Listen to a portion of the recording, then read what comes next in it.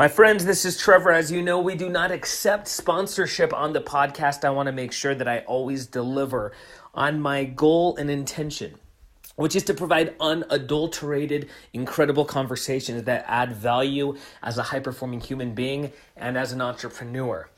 So, to maintain that level of integrity, I have decided to never accept sponsorship on the podcast. Now, that means it's all self-funded. And it's all done internally by my team, out of pocket, as a labor of love. There is a way that you can support us, though.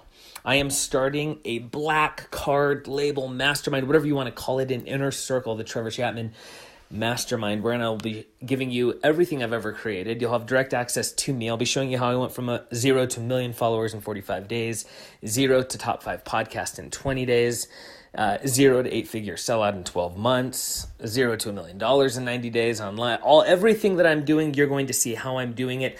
And because it is not officially launched yet, and I'm pre-launching it to my loyal podcast listeners, if you go to trevorchapman.com/podcast VIP, you will get early access. trevorchapman.com/podcast VIP. Hey, my friends, this is Trevor. And we're going to have an incredible conversation today with entrepreneur, former reality TV star, Chris Paff. We talk about real concepts during this conversation. In fact, we talk about some things that seem simple, yet when simplicity is finally verbalized, it sometimes opens portals into the recesses of the mind that understand the value of the thought, understood it prior, but couldn't maybe express it in words. Again, the slippery slope of language. And we talk about some things that are put into words that all of a sudden make sense of these abstract thoughts that had been bouncing here and there. You're going to love it. I loved it. Chris, I think, enjoyed it as well. Sit back, relax, grab a pen, pencil, a notebook, and enjoy this conversation with Chris Paff. Welcome, my friends, to the Trevor Chapman Show. This is Trevor, and this is our place, yours and mine, where we talk and learn from the best minds on this beautiful earth about entrepreneurship, achievement. We are purveyors of the good life, curating environments that promote and even demand kairos moments of success, happiness, and euphoric achievement. I mean, we work relentlessly to attain levels of the highest performance in business and life. Here is to our collective happiness and to celebrating our human experience. My friends, it's time to run. Welcome, my friends, to the Trevor Chapman Show. This is Trevor. We are lucky today to be chatting with a fascinating individual. Many of you know him, some of you may not. Chris Paff, thank you, and welcome to the show. Thank you, man. Thanks for having me. I'm really excited. Absolutely, brother. So, as much as we can gauge, about half of my audience are like online millennials, and the other half are brick and mortar entrepreneurs, kind of 45 and earlier. I kind of had this disjuncted period with the podcast a few months ago when I transitioned from it being purely business, purely about entrepreneurship, and into just kind of more human interest. And that's kind of when we saw this big audience change. So for the people that may not be familiar with you, let's start with like a 60,000 foot overview of who you are, especially the difference between, the Chris of 20 years ago and the major things that happened that are the Chris that people know today. Yeah, I've lived a lot of lives. So my name's Chris Paff. My nickname is Drama. I'm from Akron, Ohio. I grew up small town, very small town, Ohio. I would say, like, when I describe my childhood, we weren't struggling for money. I wasn't worried where my next meal was going to come from. But at the same time, we opted out of things like cable television, so we kind of fell right in that lane of as far as income and what we had access to. Our family vacations were usually a once a year, pack up the minivan and drive down to Myrtle Beach. That was the big hot spot.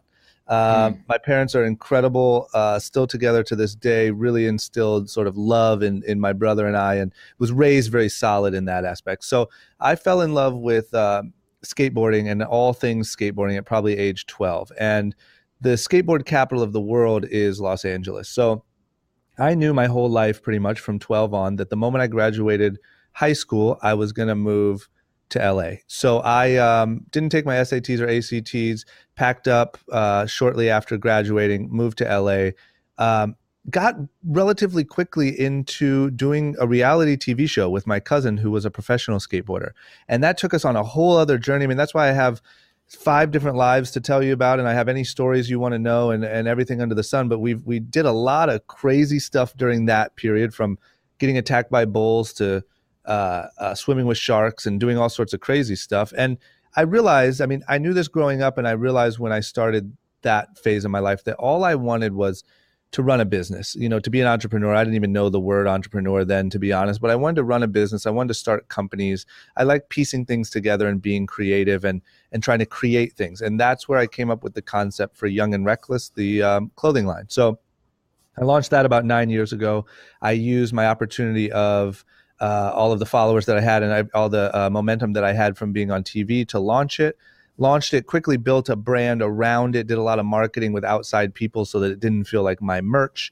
It really felt like something that was here to stay. Built that through retail, 4,000 plus retail doors in the US, a little international e-commerce, have dealt with the ups and downs of the retail industry. And then today I've kind of transformed so throughout that journey, I started a couple other little businesses. Some worked, some didn't. I've dabbled in some investing, some worked, some didn't. And now I'm really at the phase where I'm sort of ready and willing and capable to share my journey, not only what I learned, but what I'm actually still doing today, what's going on, what I'm learning. Everything's changing so fast. And I want to not only keep learning, but share every single thing that I'm learning with everyone else. So right now, that's kind of where I'm at. I love that, man. So the 12-year-old Chris, like, what about skateboarding did you love so much? Was it the act of skateboarding? Was it the culture? Yeah, well, you know what it was, and I think now I'm kind of realizing this as I realize my personality quirks and try to work on everything, is I really liked that you didn't have to be on a team. There was no coach. You didn't have to show up for practice at 8 p.m. I don't know why. I guess maybe early on I didn't love authority or whatever it was, but I loved the fact that you could do it whenever you wanted. I could go out to my garage and try to learn how to do a kickflip for 7 hours in the middle of a snowstorm. Like it just, at any time you could do it on your own. And I became obsessed with it. Dude, it's so interesting. I just had a guy on the show today, in fact, and he is probably the most obsessed person that vocalizes it that I've ever met. Now, everyone successful to a large extent has to be obsessive. I mean, what you focus on grows. Yep. That's the only thing that grows. And it's hard to stay focused on something long enough if you're not obsessed about it. But you found obsession then at 12, 13, 14 years old. Like how did you identify that? There's so many people that are simply still have no clue. Yeah. They're not obsessed about anything. And it's almost a bad thing. Obsessed. It's tough. I learned a few lessons there. I think that I learned what obsession is like early on, which is good and bad because you find a purpose for your entire life at like age 13, right? It's bad because you also don't realize in the moment that that's what's happening. You don't have the perspective to say, okay, there's a lot more of what's going on in life. I am currently obsessed with skateboarding. Like it just becomes your entire life. I also learned that at a certain point with something like skateboarding, you kind of have to grow out of it. And I think that what it's taught me is to, become obsessed with things, and that's fine, but really try to find the bigger lessons in them. Like what I learned from skateboarding was persistence and not being afraid to fall and not being afraid to, show up to a skate park out of town and look stupid and, all these different things, resourcefulness, all these different things. But I've seen a lot of people have this early obsession. So some people, like the same way you said, some people go later in life and they still haven't found their obsession. That is not great. But what also isn't good is when you grow up early with an obsession that you can't apply for the rest of your life. And I've seen a lot of people that are really lost and kind of caught out there because they don't know how to pivot or keep growing or use those lessons and move on, Yeah, absolutely, man. So as you look back, I grew up in Guam. I went to high school in Alaska, and small town, probably much like yours. The skaters were the cool dudes. Like they were the guys that everybody wanted to be. And it's funny. I just had an old buddy or an old high school acquaintance reach out to me who was like the skater that everyone wanted to be. And we chatted for a little while, in fact, specifically about that. So, was there this element of like counterculture rebel, though, like at all that attracted you to it? Or was it really just Absolutely. that solo sport?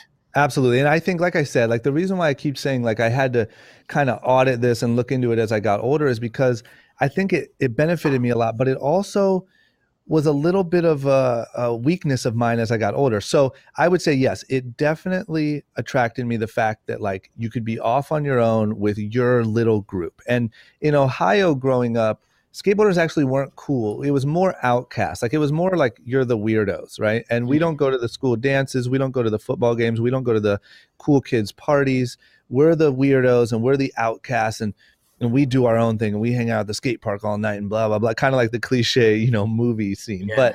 But so I think that when I was younger I loved that and I really identified with being the outcast. The problem is when you get older and start to try to become a normal functioning adult and try to run a business and try to do marketing and all these things that force you to integrate and be social, you kind of have these leftover things that like where you're in love with being the outcast, and I had to learn that. But 100%, we hated sports, we hated football, we were so cool, and of course when you just alienate yourself, even though you're building bad social skills, when you're 12 to 18 years old, you just think you're cooler than everybody. You don't think you have anything like lacking. You're just, everyone doesn't understand, you guys are so much cooler. So yeah, I loved it.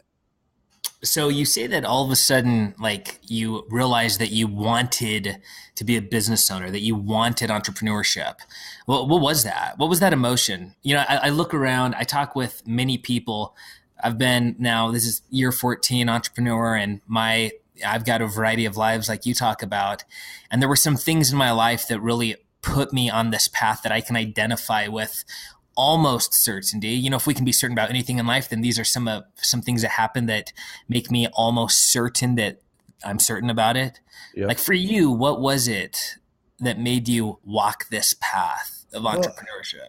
yeah, I think it was really the evolution of that same outcast mentality, to be honest. Like, I think Hmm. that finding skateboarding allowed me to find something that I was passionate about, that I was on my own. I was responsible for myself. I was responsible for my own progression, right? So if I wanted to learn a new trick, I had to go outside, like I said, in the cold, in the whatever, set up the little, rail and try the trick over and over and over again until I got it. And then I got to benefit in that joy or that pain single-handedly, right? And I really, that became my life. And I see a lot of that then transferred on because when it came time to, let's say, think about getting a job, what I did instead was I had bought a camera because I had been filming myself and my friends skateboarding.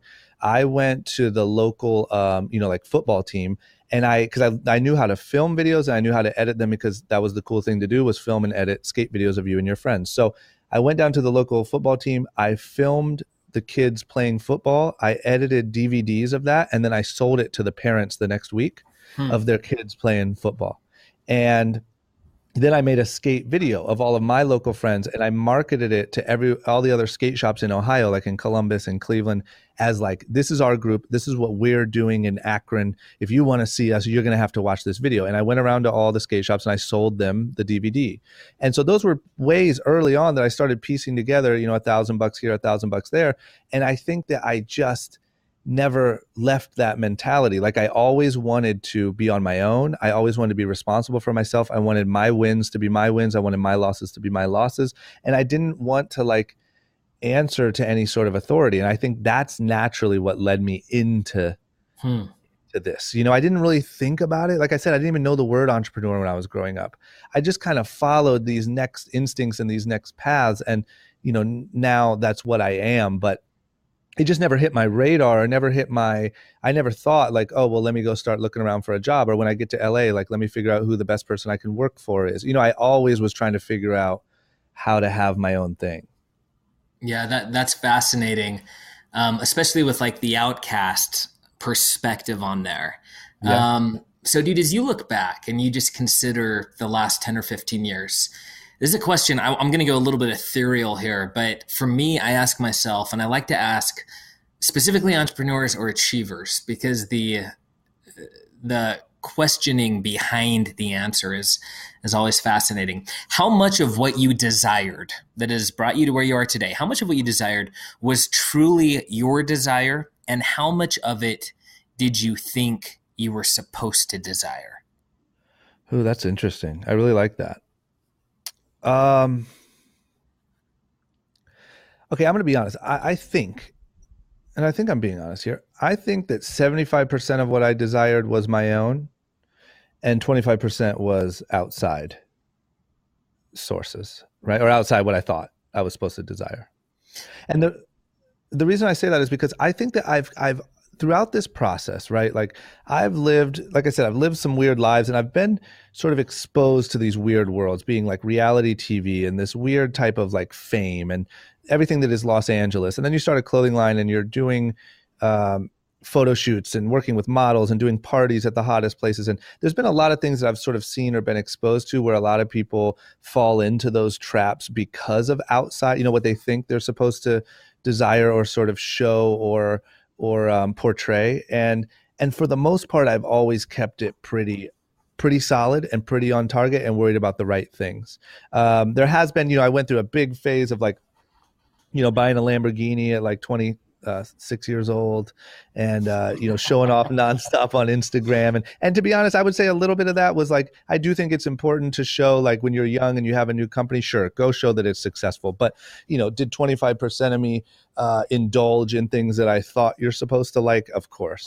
So I think if that's answering your question right, Yeah. that's kind of how I think the only reason why I've survived through all of this weird stuff that I've been through is because my focus is pretty on point, and I am worried about the right things. I care about the people around me. I care about my family. I care about, genuinely trying to achieve success and like happiness for myself. But sure, I mean, I have been on Instagram standing on the roof of a Lamborghini. I can tell you that much. Well, so this brings up an interesting thought then, because Yeah. you've been the reality TV star. You walk down the street, people recognize you. You've had both sides of this spectrum now. So if you had not had that, like Yep. if that had not happened, that 25% that you look back and you reflect on, and you're like, oh, that 25% was what other people I thought I was supposed to desire. It wasn't great on me. Would that be larger because you experienced the flip side of the coin that so few actually get to experience? Like, how did that shape you? Yeah, because I guess if this makes any sense too, like my 25, like I think my whole spectrum is almost larger than like a lot of people's by 30, right? Meaning my wins have been pretty big. I've been pretty fortunate for my circumstances, and also my weirdo stuff has been pretty big also, right? Like when you're on reality TV, especially back when it was like more popular than ever, it's just weird. There's just weird stuff going on. You know what I mean? And you're just exposed to weird stuff. And so, yes, I think that without going through it and without fully like committing to buying your Lamborghini or your Rolls Royce and acting like that guy, 100%. I think not only is your 25% larger, but I think that it draws out for much longer. I almost equate it to like people who get married before they've truly experienced the single life that they actually want to experience. Now, for everyone, it's different, right? But I think that some people get married early, and then for the rest of your life, you're kind of questioning, and maybe it leads you to cheat, or maybe it leads you to do weird stuff as you get older. And I think that it's because you never really got it out of your system and saw that, what it was like. And I think that's what I can at least say that I 100% did. So, dude, this is fascinating to me. I'm like a closet stoic. I Mhm. studied philosophy for a long time. After a while, I had the typical college silent protest where I walked out, my senior year because I was going to be Richard Branson, and not have a degree and all that. And Yep. what I've come to find is that there are a few things that I highly value, and I base this by kind of observing my own actions, because I know I can delude myself. I know I can talk myself into believing that I'm so much more noble or this or that than I really am. So observing my own actions, I highly value tranquility. I mean, I guess you could call it like a state of joy or a state of like Zen or Nirvana, something like that. Yep. Tranquility and peace of mind. the opposite of the feeling when the principal is calling your parents on the way home from school, the opposite of that. Yeah. Oh, tell And me about it. so I hunt for that every day. dude, 100%, man. So what do you seek? Like, what is it that you see? Because I tell you, over the last decade, I grew up below the poverty line. Yep. I had to catch 36 salmon every day to make it through the winter so my family could just eat. And so I question, why is it that I've done what I've done? I've worked my butt off. My companies have made over $100 million, which I'm proud of, but Yep. I've wondered why. And it's because I want peace of mind and tranquility. Like, it's what I seek. What do you seek? Like, what is it that you want? Yeah, I think that I seek, like, most importantly, I seek sort of learning and self-improvement. Like, nothing lights me up like feeling like I grew. And I don't mean that in like a cliche. It's very easy to say these things and sound kind of cheesy. And I promise you, I don't mean it that way. But it's like, I have never been more depressed or down than when I've not been growing, whether I was depressed and thought I was a loser and so I wasn't growing, or I thought I was so cool that I didn't need to grow that I wasn't growing. But either way, that leads me to this horrible lost, once again, kind of opposite of that feeling that you're talking about. On simple days when I can't even, I'll look back and be like, man, what did I even do today that has me feeling so good? And it's just the littlest stuff. It's, you read a chapter of a book that was really good. You solved a problem at work that kind of stretched you to your boundary. You just grew. And so what I've then learned is I'm now on this passionate, nonstop, relentless pursuit to grow and to learn.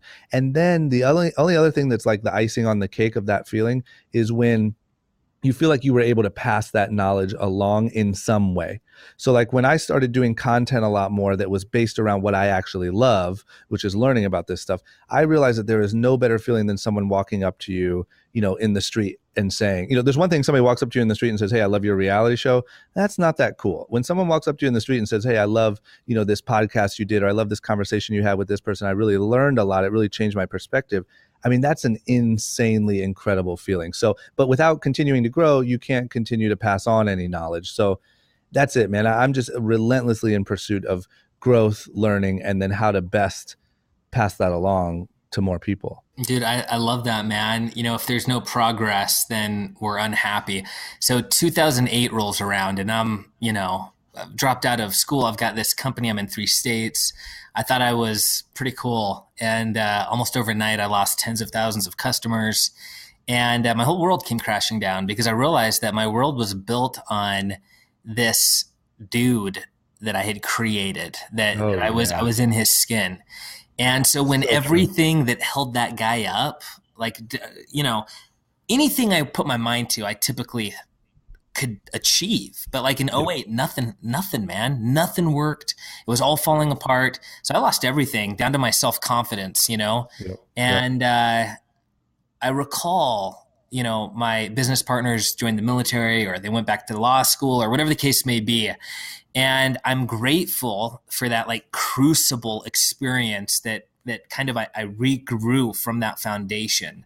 Yep. When was year 2008 and what happened? Yeah, I can relate to that a lot. I would say for me, it was about 3 years ago, in 2015. And it was just a strange sort of chain of events. So the way that my life had went, like I moved to LA, and when I moved to LA, I felt very like sort of lost and caught out there and lonely and didn't know anyone or what I was really doing, didn't really have a plan. And I had a lot of like long nights and confusion, but there wasn't really anything riding on it, right? My ego wasn't very big. I didn't have any money. I didn't, there was nothing really to collapse. So I then went on. We had a huge amount of success with the TV stuff that we did. I started my brand, had a lot of success with that. And I think around 2015, there was a bit of like all of these events coming together that caused a very, very similar feeling. And that was, we were done filming our TV show, which for me was great. I hated being on TV. I didn't like having to like perform for cameras. But what I didn't realize was that there was a family of people in that crew that you would go see every day. And whether you liked it or not, there was almost an exercise of like, it was forcing you to go have fun and have new experiences and do new stuff. And And I took that for granted. I didn't really realize what that was doing to my actual life. So every day you show up and there's 20 people on set. Hey, man, what's up? And this is what we're going to do today. And oh my gosh, so fun. And that's a huge thing. So I was celebrating that being over, not realizing sort of the void that it could cause in my day-to-day life. On top of that, a few of my friends got in very serious relationships, which ended up being marriages. So they just were out of my social circle, and they were people that I sort of relied on a lot for social stability. And then the kicker was, it was when we first started having trouble with retail with Young and Reckless, with the clothing line. And we had built for years, we had built for, at that point, like 7 years with a lot of these retailers. And a lot of these retailers just started having trouble and having financial trouble and having to cut back orders and having to return items and having to do all this different stuff. And as you probably know, in apparel, that can be a really dangerous thing, because you have a lot of orders on placed for goods that you're already putting deposits on, and you're owing payments, and then orders get canceled. Now you're stuck with all these goods. Now you owe vendors. It can pretty quickly, it can get pretty scary. And it just came to a point where I really felt like we had built all this thing up. We had all this momentum. We had done everything right. And now all of a sudden we were faced with having to make these really big changes. And that meant, the apparel business can be a really fun business. You're partying a lot, you're traveling a lot, you're doing autograph signings, all this stuff. So you're hiring people that you're friendly with, you're building a group of friends, you're having a great time. When that happens, those people that you have to, fire or get rid of or move around or cut salaries are all those people that you just built great friendships with and had so much fun with over the last 5 years. And so you're just going in every day and having to let go of people and move people around and cut salaries and downsize and do all this different stuff. And it was just a really, really rough, similar to you, how you just described it. Like, it really makes you question everything that you supposedly defined yourself by. And it makes you wonder, are you really what you say you are? And are you really, and it's just weird how it makes you, when you really have to look yourself in the face like that and question everything that you had built yourself on, it can get pretty scary and pretty lonely. You know what I mean? And I think for me, it was the combination of all of those things led to a pretty depressing, year for me. So when I left my solar company, I experienced something I absolutely did not anticipate. This is 2016. I lost my tribe, and it shook me. So is that... Is your tribe your friends or your... Well, they had been with me for years. All my employees, my sales reps, everyone, they'd been with me, since 2009, and here we are 8 years later. And then when I left and they're still there, it was a profound sense of loss. Yeah. This is not the 2008 thing. This is 8 years later.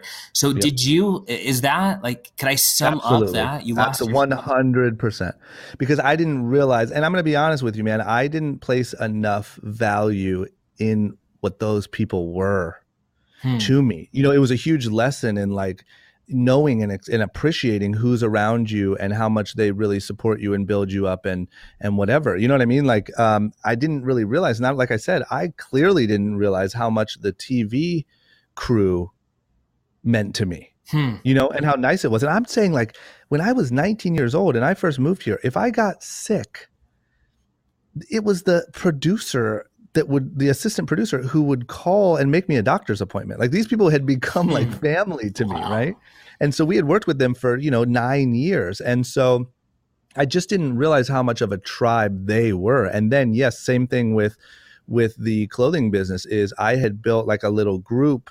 Once again, I love the word tribe, but a little tribe of friends and coworkers. And we were all just kind of approaching this thing together. And then, when you have to get rid of them too. And also now you're the bad guy, because you're the one that has to make that decision. And I'm the one who has to have that conversation. I don't have anyone to fall back on for that. So not only is it you're losing them, but they now dislike you or look at you differently. And that's also a tough thing to sort of handle properly, at that age or the first time around. But it was definitely that 100%. It was that feeling. So how did you, mixed with tough business. so, You know what I mean? I mean, luckily, yeah. sorry, but luckily we got out in front of it and we made a good move. But on top of all of that, it was a tough time for business, and so that combination just made it like, oh, every day just felt like a nightmare. Yeah, the perfect storm. So how did you bounce out of that, man? I had a guy on here.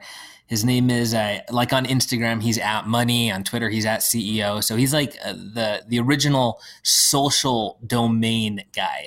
And he Yep. did a bunch of stuff, helped Kylie Jenner and all this. He's down there in LA too.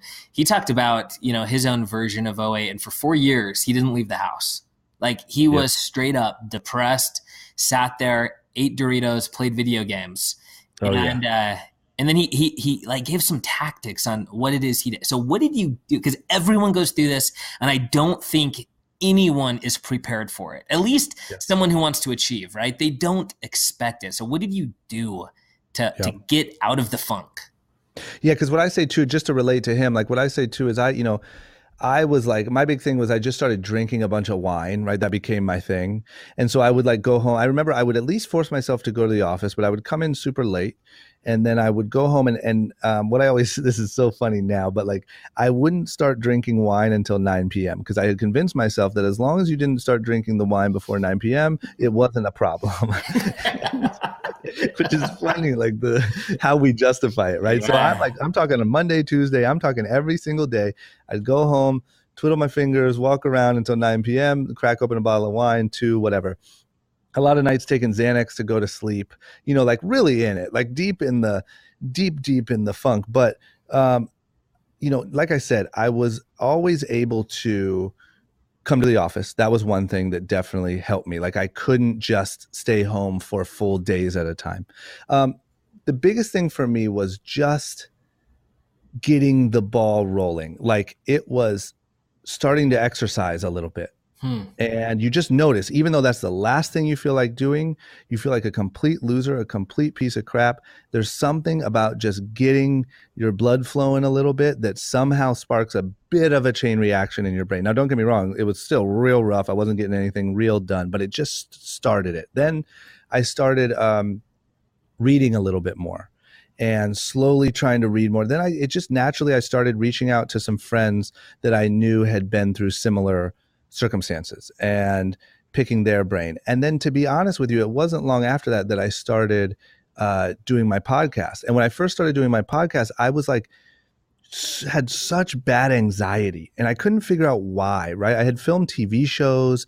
I had been on these huge platforms, done all this different stuff. But for some reason, sitting across a desk from my business partner that I had known for 10 years, I was having like feeling like I was going to have a panic attack and have to run out of the room. And it was from forcing myself through those uncomfortable conversations and having them and learning what all these other people had went through and their tips that started helping. So it was just this chain reaction. Then I learned about meditation. I read a book called 10% Happier by Dan Harris, I believe. And it talked about how he had a panic attack doing a news broadcast. He was a news broadcaster. One day he just had a breakdown, had a panic attack. And then he found meditation. And that really framed meditation for me in a way that was a little bit more like tolerable. It didn't seem so hippie and weird and out there. And so I started experimenting with that. And it was just taking one little step after one little step after one little step. And I just learned the power of that one step through that process, and that's what I try to teach to people so much is just that one thing, can start you're going to start a chain reaction either positively or negatively. No matter what, you're going to do it. If you drink a bunch of wine the night before, you're going to feel crappier in the morning. You're going to wake up later. It's going to go in a negative direction. If you get up in the morning and work out, you're going to feel a little bit more like going to the office. You're going to feel a little bit more like walking into that meeting. It's going to go in a positive direction. And it's up to you kind of what way you want to push the snowball, Dude, I love that, man. That's the chain reaction thing is so true. So, my oldest kid is 11, and since he was 6, I take him on a rite of passage trip every year on his birthday. Last year we climbed Kilimanjaro, the year before that Mount Blanc. And so I take him climbing because, when I was young, climbing is what I did. It kind of gave me my identity. And I want, as a youth, especially so often, we look at something like a mountain peak that's so far away. It's going to take, in some instances, weeks to get there. Oh yeah. And you come up with all these crazy ideas like a zip line or a rocket or how can I get there sooner? And there comes a day, day 6, day 7, when all of a sudden that just stops. You stop Yep. thinking about the shortcut because somehow your conscious or subconscious mind recognizes the only way you're getting there is by putting one foot in front of the other, period, consistently with persistence. It does not matter how fast. Yep. That's what I want him to learn because that has been so um, it has saved me. Just that Oh, it's one foot in priceless. front of the other. It is, man. It's just a It different way to is. look at it. And I think that we especially live in a time where like, that's why I always hate, and hate is a little blunt, but like I hate the whole like dream big thing. And I hate it because it doesn't encourage anyone to act. And it also encourages people to set their sights so big that, like you said, you're sitting there looking at Mount Everest and you don't understand what the next step is. Like, I'm such a firm believer in planning and setting goals, but figuring out what you're going to do tomorrow. What does tomorrow look like that's one step slightly closer? And I think people end up being shocked by how fast they can actually make progress if they worry about the next step. But they also are shocked by how far from their goal that they stay when every, let's say every New Year's you have a New Year's resolution to accomplish some big goal and you never figure out how to get there. You're going to be shocked at how far from that goal you stay. And it's something I wish I would have been taught earlier, and just that mindset. But it is mind blowing. I do it like, even for me, I have through that time, through my '08, I just learned and started applying this system that's like a mixture of from Jerry Seinfeld and a couple other people, where literally I just thought about what makes a day successful for me. And by successful, I mean like base level, like drink 1 liter of water, text my mom and see how she's doing, um, meditate for 10 minutes, stretch, a little stuff. And every single day, I just try to check off all of those things. Because what I've learned, and then I went and bought a old calendar at Office Max. I pinned it on my wall, and I take a big red Sharpie and put an X over the days that are successful days. Because what happens is, as you get 3 days, you don't want to break it on the fourth. As you get 5, you think, oh, I didn't drink enough water today, but you just go home and chug a bunch of water, or you text your mom, or you do that one thing you didn't do because you don't want to break that chain. And you realize that simply staying above this baseline of successful day gets you so much further than trying to just wing it every single day. Wow. Man, that is powerful. That's been a big one for me. That's incredible, dude. I love that. So I'm on this kick right now where there's this so here it is for me, dude, because I want to kind of marry these two thoughts together. So at that same period for me, '08, I'm sitting in a company truck with my buddy and I look over at him and basically I'm justifying, I'm rationalizing everything falling apart because I looked at him and I said, hey, well, you know what, ultimately I'm just not passionate about this. And what I was saying was, it's okay, it all fall apart because this isn't my passion. And he said, maybe you should just be passionate about making money right now. Mm-hmm. And it hit me, man. I've got a little boy, a young wife. I've got, at that point in time, still I've got these employees. I've got all these things. What is this base level of my duty that I need to fulfill? So it's interesting because this kick that I want to preempt it with that, but this kick that I've been on lately has been this thing about minimum viable products. And we talk about it all the time, but specifically, I did a video the other day. There's so many people stuck because it's exactly what you said. This big, massive dream, or, this big, hairy, audacious goal, whatever you say it, so many people take a small step forward and they turn it into an ideal outcome, something that's 20 years mature. And so instead of just launching the video or doing the first episode of the podcast, in their minds, it has to be syndicated on the radio and on CNN. And so they never actually start. And in so doing, there is none of the progress that you talk about. And you get in this funk, this area of being stuck. And so for me, if I ever feel unstuck, there's two things. Number one, I bring down the minimum viable product to just 80% of that, because 80% honestly is good enough to make progress. And so I set my target at that 80% and I do it well enough that as quickly as possible in order to get something done, whatever that may be. And you married these things together when you talked about the chain reaction.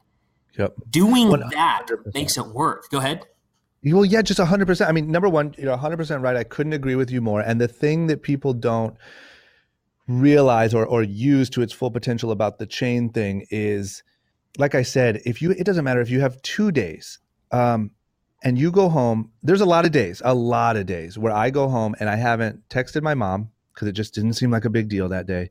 Maybe I didn't quite drink enough water, and I haven't really got around to reading because reading's on there also. I will make sure that I at least just say, "Hey, mom, had a great day. Hope yours was awesome. Love you lots." Chug a bunch of water, and then read like a good, just a good page from Tim Ferriss' Tools of Titans or something that you can read a page of, right? It doesn't need to be, you don't need to read a whole book, but you'll do it. And then, man, you feel so much better. And it was one more day that you added to your chain. And then you go and you go and you go. Because here's the other thing that people don't realize. I can also see on my calendar very clearly that night when I decide to go out and take a few shots and have a couple extra drinks, right? Which is okay. And it's good to go celebrate. But you see that you had 5 days after that of no X's on your calendar because the bad days also accumulate. And when you've had 4 bad days, it's harder to get that first one on the calendar because you're like, screw it. My last 5 have been bad anyway. And you kind of notice, crap, you could do this for years of your life. I mean, you could literally, there are people, myself included, who have probably spent years not just getting over the edge because you've just had a chain of lazy behavior or a chain of just not quite doing the thing. But it's not until you start paying attention and tracking it, man, it just makes such a difference.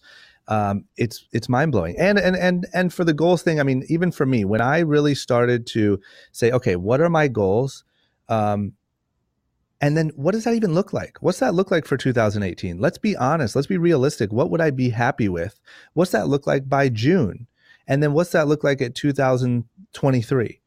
And if you really lay it out, it's actually never that crazy. It's just when you look at have a nationally syndicated podcast with 5 million listeners per episode, that's nearly impossible. You're not even going to go buy the microphone because why would you? You have so much other stuff to figure out. But if you break it all the way down to by June, I want to have 10 episodes out. And by the end of 2018, I want to have 500 listeners per episode and I want to feature on somebody else's podcast. Now, all of a sudden, you're doing it and you're feeling good about yourself and you're looking at yourself as a winner and someone who's accomplishing goals, not a loser who can't even get his stuff together. And that's just what happens so much. Man, this is genius. So do you add more things to your base level successful day as you achieve everything on it? So you start adding one thing here, another thing there. You do that. Absolutely, because I think that's the key, right? So one thing that I like I kind of touched on, like people also don't realize that your self sort of narrative of yourself is so important, right? So if you're setting yourself up to fail, you're going to bed every night thinking of yourself as a failure, whether you accept it or not, you are, and you're less likely to then go achieve anything the next day. If you set yourself up to win, set the bar lower than you think you're going to have to. Just do it. Be nice to yourself. But you set yourself up to win. Now you go to bed every night thinking of yourself as a winner and you wonder what you can do more the next day, and you start to become addicted to that feeling of winning and of achieving. And so, yeah, then you add, like when I first started, my list was only like 5 things. And then I literally added where I recorded myself saying my goals for the end of 2018 into my phone. And I listened to them every morning on my way to the office. So I hear myself saying every morning, and I say along with it what I'm going to do for the end of 2018, what my revenue goal is for Young and Reckless, where my outside income is coming from, how many listeners my podcast is going to have. I say it all and I listen to it all. Then I added, like, I bought this thing that my doctor showed me where it's vitamin C in liquid form, and it's the most dosage that your body can retain, right? Because taking the supplements, most of it just passes through your body. So I added that to my list. Every day I take a shot of the vitamin C thing. And then I added a gratitude journal because that seemed like a cool thing. So now my list is like 10, 11 different things, and I do them with the same ease or probably easier than I could do the original 5 because now it's just became a part of who I am. So incredible, man. It blows my mind. There is nothing more powerful to the human psyche than the way that we describe ourselves to ourselves. It's so true, when man. you say I am what, I mean, that determines everything. So when you say, like, when you describe yourself to yourself, what do you describe yourself to yourself as now? Oh man. I have a list of them that I just don't have in front of me. But I listen to that every day as well. But I say, I do things like I'm healthy, energetic, and strong. I'm a loving son and brother and do thoughtful and amazing things for my family. I am well aware of the content that I consume, and I only take in positive and uplifting messages. I easily and effortlessly accomplish all of the goals in my chain every day. Um, I have full clarity on my gifts and where I spend my time. Um, I'm very grateful and clear on my intentions. I have a list of probably 15 of them that also, when I listen to my goals, I listen to those as well. And so you have this on like just some voice memos on your phone or something like that. And so as you Yeah, I mean, I'm drive, gonna be honest. I'm gonna be honest. What I did is because I have all this fancy schmancy podcast equipment now, so I recorded it into my mic, into my handy recorder. I put it onto my garage band, and I put like some nice soothing tones behind it, yeah. like some Odessa or something. And so in the morning, it's now my new habit is when I get in the car every morning, I'd play that first before I play music or a podcast or whatever. So that way, every time, as soon as I get in my car, that's already on a playlist, play it. It runs for about, I think it's like 3 minutes in total. Nice, cute little tones, my voice, and then we're on with our day. So how do you think that's impacted you tactically? Like really, what has that done for you? Just that alone.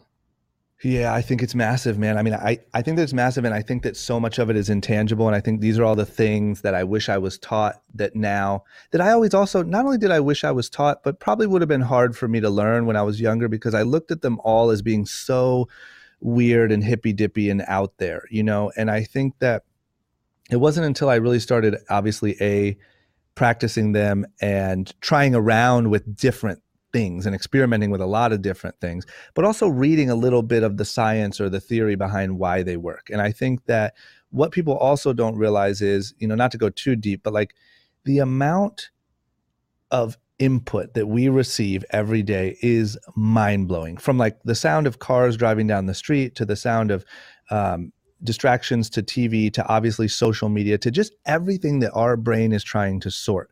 And our brain is creating categories or stories for all of those things. And so the way that people treat you, the way somebody maybe cut you off in traffic, in your brain reflects who you are. The way that somebody treated you in a meeting, the way that all of these things are all adding to your story of who you are and what the world is. And so the theory is you now are taking the control of that back a little bit. And you're saying, this is who I am. This is what the story is. This is how my day is going to go. You're saying it out loud so that you hear it. You're reading it. You're doing whatever you're doing. And you are programming every day into your mind that this is my world. This is how I live. I'm not letting the outside distractions or outside interpretations tell me what my world is or how I fall into it. I'm telling myself every single morning in my car out loud when I'm driving down the street. And I think that, man, it's easy to look at and say, oh, that's weird or that's cheesy or whatever. But when you really get into it and learn the benefits and learn how well it really works and learn where our stories come from and how we compiled this image of what we see as our, you know, normal day-to-day reality, it's such an easy fix. I mean, to me, it's like doing push-ups. It's like waking up in the morning and doing push-ups. You know, it's just an exercise for your brain instead of an exercise for your body. And it's a lot harder for people to wrap their heads around that. Dude, I love that. So as you're saying that, I'm looking around right now. I'm at home at my home office, and I've got more things at my warehouse. But as I look around, like to my right, I have a mammoth tooth that's 160,000 years old. I have a piece of the first road that went from the city of Rome into France. Every major emperor went across it. A piece of Ernest Hemingway's house, a contract of an indentured servant. And so I've asked myself before, I've been like, no, Trevor, for real, like, why? What is it? Like, why do you have this? Do you have it so you can just be like, Chris, check out what I have? Yeah. And I don't talk about it with very many people. And as you're saying this, I'm drawing these connections, man, for the first time, which is incredible. I often notice that when I read as well voraciously and listen, but each day, I just out of some habit that I can't pinpoint, I attempt to experience a moment of like existential awe. Yep. Like you know, when I look at this mammoth tooth and I consider back it literally being in that mammoth, everything like it, dude, it was really, I had to get that out of Russia. It took like a year. Like it was, and so I think about all the way back to actually finally get that, and then way before that, when that mammoth roamed, and the fact that that tooth has trillions of particles in it. There are more particles that comprise that tooth than there are of planets and stars in the Milky Way galaxy, but each one of them was forged in the center of a star. All these things, dude, this is what just blows my mind the most. The fact that like you and I right now talking immediately, I say something, you hear it immediately. This is the culmination of millennia of people before us that truly exist. Your great great great grandfather was not killed by the saber-toothed tiger before he had his son, who didn't die from a fever, which so often happens. Yeah. Before he had his son, which wasn't killed by the tribal. All of the dude, we are a culmination of miraculous serendipity in just patterned over and over and over, and the combined experience of thousands of humans that have come before you have crossed the line, and you are the result of it. Yep. Like, dude, when I sit back and I think about that, mind blowing. Yeah, I mean, my brain dude. just exploded. I mean, yeah, like I can't even like. I try to find the balance between properly like being grateful for that fact and wrapping my head around it, and then also trying not to wrap my head around it because it'll make my brain explode. It's like when you look at the stars and try to figure out what the hell's going on out there. But like, it's insane. And I think that even a tiny bit of being able to appreciate that fact and sort of walk around knowing that, like walking around, like I think it was maybe Oprah or somebody one time said that, you know, when she walks into a room, it's not just her walking into a room, it's her family and it's everything that it took for her to get here. And it's all the things that her family had to overcome to get her here, and all of the years, it's all of them walking into that room with her because it is all sort of culminated in this moment. Like that's pretty insane. And that's a pretty cool way to, I mean, that's expert level. That's obviously Oprah, but like, it's a cool way to walk into a room that you might be a little bit anxious about and think about it that way, you know, because it's easy to sit and think like, well, what would my grandpa think of this? He would be so proud of me, or if he could see what I was today. But like, think about all of the chains of all of these people and all these, like, it's pretty nuts. But yeah, man, I mean, you're doing it. You're doing it with all the things in your office. My office is still very childish. I got skateboards and Nikes and hats and hoverboards. I mean, I need some saber-toothed tiger claws, you know? Well, dude, here's a question for you, man. Yeah. So I look at myself. Like, I think understanding oneself is pretty powerful. Then you can really, like you're talking about, craft a narrative that is really you can almost hack your desires to make them produce a result or an outcome that you want. So for years, I kind of like hid the fact that I recognized that something that drove me was significance. Because I was like, man, that's conceited. That's arrogant. I'm raised to believe that I should be ashamed of wanting to be significant to other people. So I wouldn't even talk about it. Like, I'd recognize it, but I wouldn't talk about it. I have like two distinct sides of me. I either want to be completely anonymous as I walk through an airport, or I want, you know, a dozen people to stop me and take a selfie with me. Now, you're way further down that. I am only now not being ashamed of the fact that one of my character traits is that I seek significance. Yeah. So two thoughts. What are your thoughts on that alone? And the second one is, what ingrained desire or trait or whatever do you have that you kind of are like a little bit embarrassed about or ashamed of? You wish it was different, either because in virtue of itself it's bad, or because you were raised to believe so. Yeah, that's good, man. And I think, to be honest, I think my answer is very similar to yours. This is what I think. I think my answer is very similar to yours. I think that I grew up, well, I know, I don't think this part's a fact. I grew up a younger brother. My brother is 4 years older than me.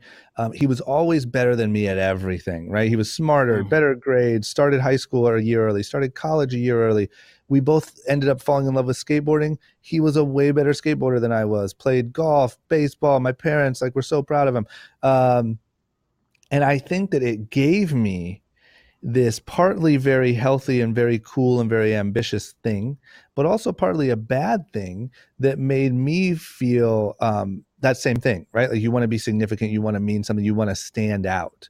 And I think that what you don't realize when you're younger is that can kind of ingrain in you some bad habits that you want to stand out, like, by any means necessary, or you want to stand out for whatever reason, or you'll mow anyone down to get it, or you know what I'm saying? Like, because you just have this like little brother syndrome of I'm going to just destroy you and I'm going to show everyone, who knows when that started. I mean, maybe when I was 1 year old. So I think the same thing. That would be my answer also. But I think that like, it's not a bad thing. And I think that learning how to harness it is so important. And I think that everyone on this earth wants to feel significant.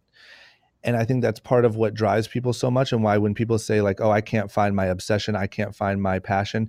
I think for a lot of those people, it's like, you can't find your thing that makes you significant, or that makes you, everyone wants to be a star. Everyone wants to be, the one that walks through the airport and gets the 12 selfies, but it's hard to find your reason why. And what I would urge every person, because I've been through all sides of it. Like, I've been younger brother, I've been on reality TV, which is the most like shallow type of fame that exists. You know what I mean? And I've had 50 people come up to me at an airport, but it is so stupid when they're coming up to you because like, they were giggling on a TV show, like there's no substance to it.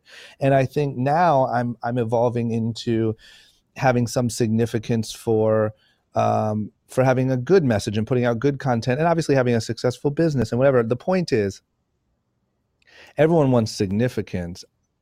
And I don't think that that's a bad thing. I think that you just need to find what real value are you giving to the world? What good are you doing to the world? And that's what you want to be significant for, because that is something you can rest your legacy on, right? If you search your whole life for just significance, or just to prove that you're better than someone, or you're the, the better younger brother, or you're this or you're that, it is a tiresome, never-ending, draining, every day you lose battle. And even if you get it, you still lose. I mean, look at all the people. There's an endless list of people that were famous or are famous and are miserable, and it's clear that they're miserable. And that's because you have significance, which is what everyone thinks that they want, but there's no depth. You have no value. And so that's what I would urge everyone. Don't be scared to feel significant, or to want to feel significant, or to want to be someone, or to want to shine on people, or to want to walk through the airport and get 12 selfies. That's great. But just make sure that it's something that's sustainable and scalable and adds some value to the world, because value is scalable, right? Like, doing the right thing is scalable. You can always build on that. But famous for the sake of famous, which is so popular in this day and age, is a dead end road every time. I love that, man. Where can people find your podcast, and tell us a little bit about it? So it's on iTunes, on all the places where podcasts are. It's called Short Story Long. And it's this, man. It's that I saw that the most valuable thing that I was ever given was, I moved to LA and I was able to see how things were done. Like, I saw how a reality show was made. I saw how clothing lines were created. I saw how all these different things were made. And a lot of that was because I just kind of shut up and listened and paid attention and played my role. But I just had access. And I learned that all these people that were achieving great things were just people just like me. And that was the thing that really clicked in my brain and made me realize that I could do it too. And then I applied that knowledge and I created a life that was better than any life I ever thought I would have. And so what I'm trying to do with this podcast is I'm trying to take that same access that I have through all my years in this business and sit down with people and just talk to them and humanize them and their journey, and talk to them about how they got started and what they thought was their passion that actually wasn't, and who said they couldn't do it, and when did they feel down and out and embarrassed, and then ride that journey all the way to the real story of how they succeeded. And my goal is that by the end of that, everyone gets a little piece of that same knowledge that I just said that helped me so much, where you turn it off and you say, man, I could do that. I'm just like that guy. And it should feel like me and them are just having coffee together, and you're just getting in on a conversation that you otherwise wouldn't have. And there's no posturing. There's no anyone acting too cool for school. It's just two people talking and giving the truth about how these things are done. So good, man. So that is Short Story Long on any podcast outlet whatsoever. What's the best way for people to find you aside from that and engage with you? The absolute best is Instagram. It's just drama. I stole that a long time ago, so I am holding that one down. But if you hit me up on there, I'm always responding to DMs and comments and all that stuff. So drama on there. And then really the only other thing is my website, youngandreckless.com, is where we do all of our clothes stuff. that's all there. But Instagram is the place to get at me directly. Podcast is what I'm putting a lot of the effort into. And that's it, man. I'll keep the list short. Chris, it's been a pleasure. Thank you so much, man. We appreciate the time, the transparency. It's great to talk with someone that's just open. You talk about the posturing and stuff, and there's a lot of that. There's a lot of the Instagram highlight reel. So it's like a breath of fresh air to not have that, to get the real deal. So thank you. Thank you for being, transparent and vulnerable like that. Absolutely. Anytime. You can always get that from me, man. And I appreciate you having me on here. This is incredible. Absolutely, brother. Thank you. And audience, thank you. We will see you tomorrow. Same place, same time on iTunes. Until then, we'll see. Hey, everybody. Trevor here. As you know, we do not sell sponsorship on the podcast. I wanted to make sure that I was never prostituting the value and giving anything less than passion and interest. And that I was never doing it for any reason that could potentially distract me from my original mission with the podcast, which is to connect with great people and allow others to connect with them as well. And once you start making money on something, oftentimes your mission changes slightly. It just has to. It's the nature of business. However, so as a result of that, I've been self-funding the podcast, both with time, my team's time and everything. But there is a way that you can help support us. I am launching a black card mastermind, a black label mastermind, a black internal mastermind, whatever you want to call it. It's going to be a VIP mastermind wherein you'll have access basically to absolutely everything that I've ever published. You'll have access to information that I've never published. You'll have direct contact with me. And I'm bringing in incredible people like partners of mine. Ryan Davies sold Found.com for $100 million. He's the CEO of Curza. Other guys like Dewey McKay, the COO of MX, that took them from a few million to the largest banking software on the planet, and other partners that I have had or will have. I'm bringing them in and curating the best mastermind, the best group, the best location for information all around on the internet. And this is the Trevor Chapman Mastermind membership program. Within there, I'll be showing you how I went from 0 to a top 5 podcast in 20 days. Within there, I'll show you how I went from 0 to 1 million followers in 45 days.